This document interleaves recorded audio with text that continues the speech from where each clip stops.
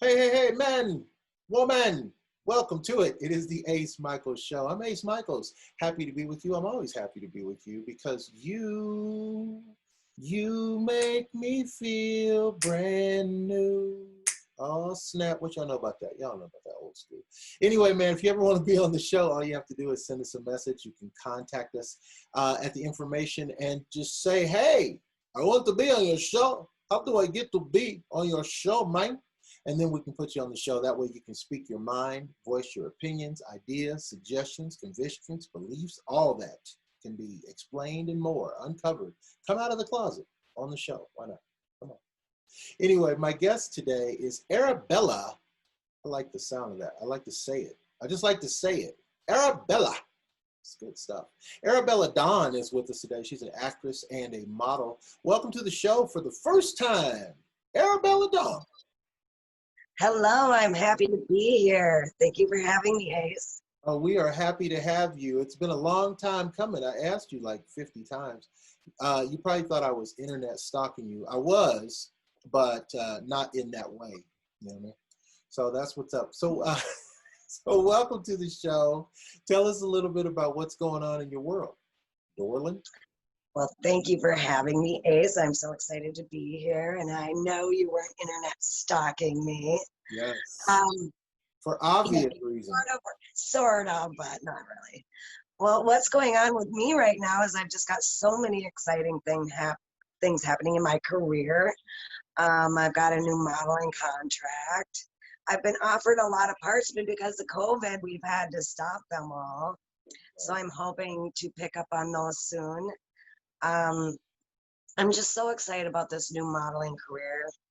I'm flying out on Monday to sign it, and it will change my life completely. I'm just so excited to share my modeling with the world now. It's a passion of mine, and I love it.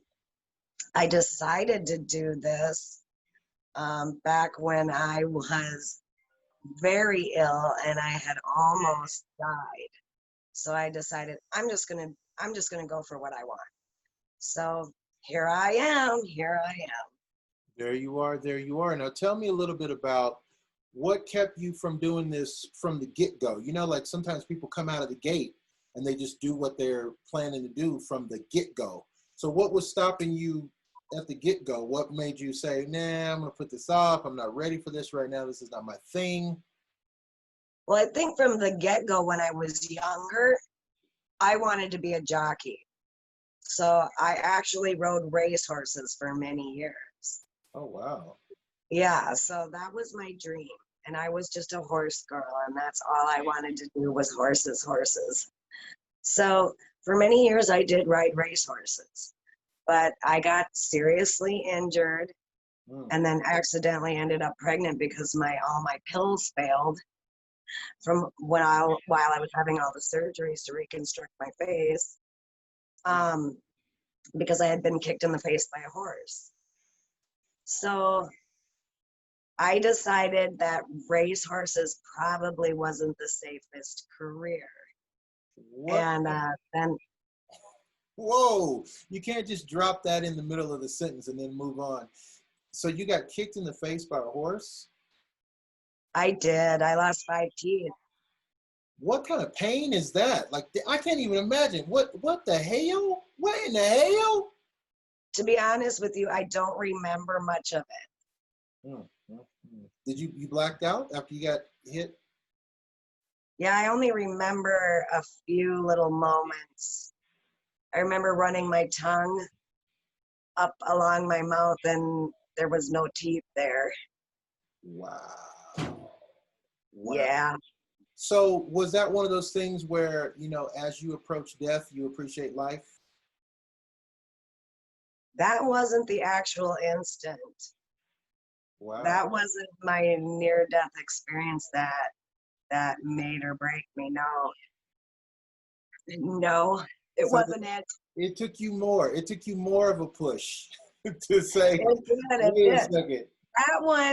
That one, I became pregnant because my pills failed, and I didn't realize that would happen on all the antibiotics I was on. Uh-huh. So then I got pregnant with my first son. So I decided that racehorses probably wasn't a safe career. I mean, I did go back for a while after I had him, and I had another close call where a horse kicked over the top of my head. And I thought, no, I think I need to be here to raise my son. Wow. So And I now, started doing daycare. during this career as a jockey or as a want to be jockey, you were you approached by people that say, hey, what do you think about modeling part-time, and you turned it down, or you weren't approached at all? Well, in that world, it's really a tough world for a woman. I can imagine. And you get criticized for your weight, you get criticized for not being strong enough. Hmm. It was tough there. It was a tough world for a woman. I really wasn't received very well there. Hmm. It was really hard. And I was raped on the backside of the track, and I never told anyone. What in the world? So what? I don't even know where to begin with the question. Then what makes this such a complicated world for a woman? Would you say, like, is it just a boys' club? Is it just an old school thing that unless you know someone who's the right person, like, what makes this be such a detrimental career for a woman to have? I mean, you're just riding a horse. It should be clear. Anybody of any Right, gender but should be able to most do it. men are jockeys. Most exercise riders are jockeys. Almost everyone who is you know, almost all, almost everybody out there is a man, Hmm. and it's nearly impossible for a woman to rise to the top in that industry. It's all about money. It has nothing to do with the the horses. It has nothing to do with you. It has everything to do with the money. Wow. Those horses are worth more than I would probably ever make in my entire lifetime. Right. Right. Wow. I'm really And sorry to hear about the rape, obviously, because I do an interview show. I want to ask questions about it if you're okay with it. But yeah, um, absolutely. why don't I leave it like this? I'll leave it for you to tell whatever you feel comfortable telling about it. Sure. Well, I was a very young woman, and I was actually a girl. I was just a girl then, and this man made me feel like he was going to help me get to where I wanted to be Mm. in that world. And he was grooming me basically. In hindsight, I know better now, but I was just a girl and I wanted to be a jockey, and he really used that to his benefit. And he got me to trust him. And then that night, I I lived on the backside with a girlfriend of mine, and her and I had gotten into an argument, and she left. So there I was alone and upset. And he brought me into his room, and I knew the instant he shut that door and locked that door that I was in trouble. I felt the energy change, and I knew that instant I was in trouble. And so during the rape, every time I would struggle, he would choke me out to the point I would pass out. So I learned throughout the rape that if I struggled, I was going to die. He was going to kill me.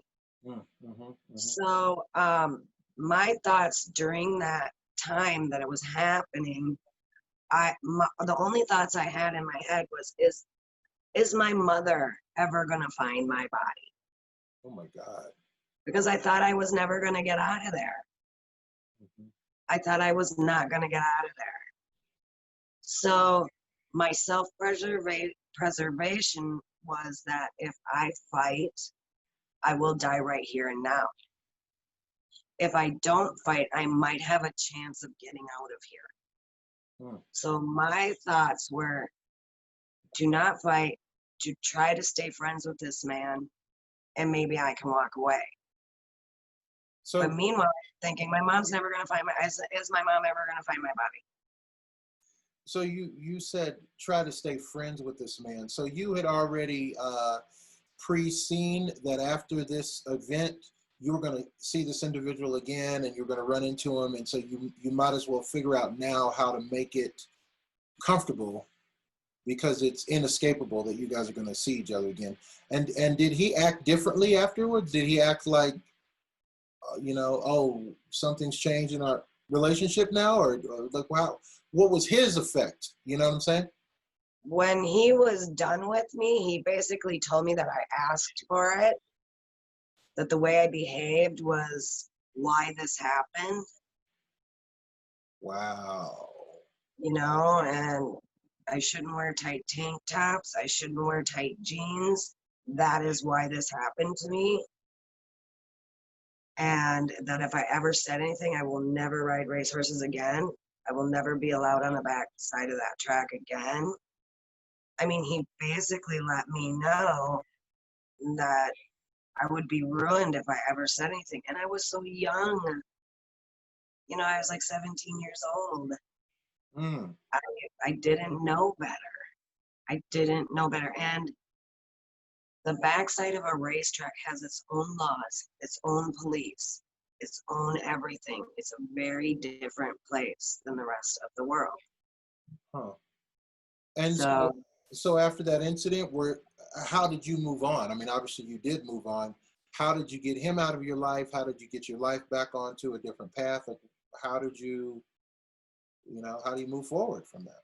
well, I did have trouble because the man that I rode horses for, he and I started having trouble because I wouldn't go to the track without him. Mm-hmm. I wouldn't go there without him, and he couldn't understand what changed in me and why I was behaving that way. And yeah, I became extra paranoid, and I became an extra paranoid person after that. I became not trusting of men. I became very, very paranoid. And so what happens to build your trust back? Like, did you go to therapy, or was it just a matter of time that went by and you just got back to, because I mean, clearly you've changed now. You're a different person now. I still am very leery of people. I really am. I rely on my instincts a lot more. Mm-hmm. I mean, I think I'm a very good judge of people, and if I don't like the energy, I'm out of there. I'm gone. I'm done. Mm. Was it a hard step for you to get into the modeling then? After something like that in your background and your past, was it hard for you to take on the mantle of being a model, being a I did. camera guy? After that, I kind of fizzled out of that. I got kicked over the head, and after that, I had been hurt, and I became a mother, and all these things. After that, um, I started doing daycare, and so I became very isolated, Mm-hmm. and I started having uh, problems with agoraphobia. Not wanting to be around crowds, not wanting. Yeah. I literally didn't even want to be touched. The only people I would let touch me were my children. Wow. And so I decided I had to do something about that. And so I took a leadership course. I took psychology, mythology, theology, psychology, and I became an ordained minister. Oh my gosh, this story is getting better. And then I learned how to fly the Millennium Falcon, and then that's where I'm at now. So I Okay, started doing spiritual guidance and started helping people like me. nice. And so, in order to heal yourself, you actually started healing other people, which is I absolutely. did. Okay, so now you're a minister, and this minister gets called by photographers to go out and do a photo shoot. And how do you work that into the mix? Because your pictures are sensuous pictures. They're not raunchy or wrong or overtly sexual, but you do some sensual shots. But you're doing this. I didn't know now as you're a minister. Okay, so I was married to a man who didn't ever want anyone to see me. Never really allowed me to go and do much of anything because he was worried about me being seen. Okay. And so after our marriage fell apart and everything just fell apart, I had become very, very ill and we didn't know what was wrong with me. Okay. And I started just, well, I thought I was having seizures, but I wasn't having seizures. I was literally going out. I was dying. Oh my And God. when I was coming to, I was flopping around and I thought I was having seizures, but what was happening is my heart was stopping, completely stopping. I know, I know. It sounds too much. It sounds like too much, but it is the crap I've been through. Wow. And I'm so we found out I have an upper and lower AV block, which is hereditary. I and was literally just dying. and that's how you found out, was when you started to go through these tribulations with your body, right? Yeah, and my husband left me. And he thought he was hoping I would die, and Oh my God. we lost our He was home. and he was hoping I would die. Just throw that on the tag end of that. Say he was hoping I would die. Oh man, what a life. The trajectory of life, man. Really seriously. Wow. And brings you to today. And now you're a successful model, about to sign a new contract, about to take it to the next level, levels that you probably had never even dreamed before that you might one Oh, day. I dreamed. I dreamed big, Ace. I have always dreamed big. And so this is just par for your course. You knew this would happen. It was just a matter of time. Right.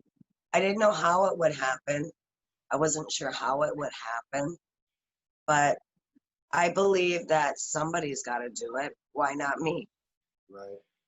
And Arabella, let me ask you this. So in your life and history of successes that you've had, would you say that it was mostly your faith that brought you there, or was it, as they say, being in the right place at the right time, luck, zodiac sign? Like, what do you contribute to be the number one reason you were so successful? I believe it's the power of intention. I believe that if you believe in something and you put your intentions towards it and you you you create that reality in your mind and you hold that firm and then you go ahead and you take those steps towards it, then you create your reality. That's how you create a reality for yourself. And that's what I teach people, I see. the And power of if, intention. and if we want to now stalk you on the internet, where do we go to find you? What pages? What sites? Where are you at on the www, Dorland? Well, right now I'm on Instagram at Amy Lee 70 or Amy 70 Lee. And you can find me at Arabella Dawn on Facebook. That or Amy Lee on Facebook.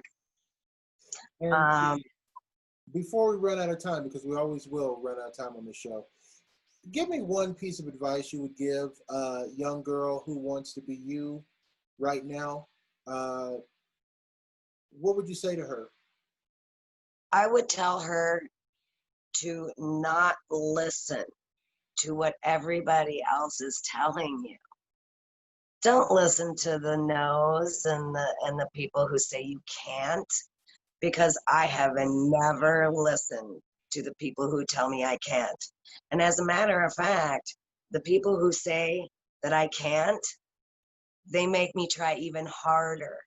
Mm, The ones who the ones who are trying to push me down, they make me push back even harder. You have to dream big because your thoughts create your reality. So if you're constantly thinking negatively, that's what you attract to yourself. If you think positively, you're going to attract positive things to your life.